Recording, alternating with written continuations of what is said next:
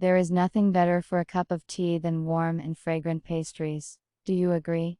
So let's quickly prepare fragrant orange croissants for the whole family.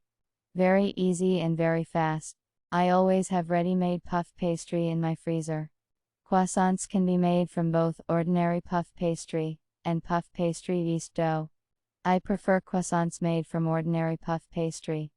We take the dough out of the freezer and let it thaw carefully, so as not to catch the white part.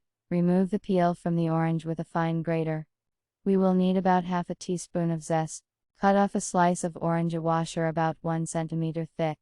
And with a sharp knife, we cut out the orange fillet, cutting off the membranes.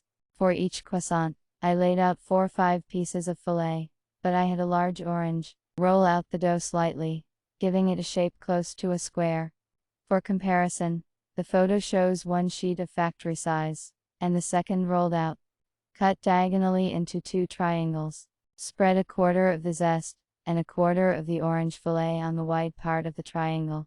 Add a third of a teaspoon of sugar, and we begin to form a croissant.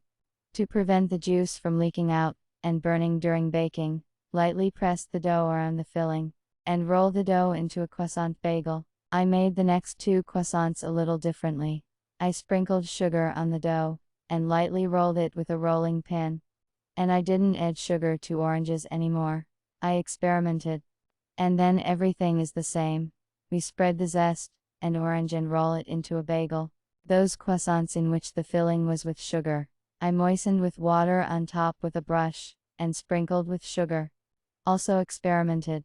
Spread the croissants on a baking sheet covered with parchment, and bake in a preheated 200-degree oven for 15-20 minutes until a beautiful golden color. Fragrant and delicious orange croissants are ready.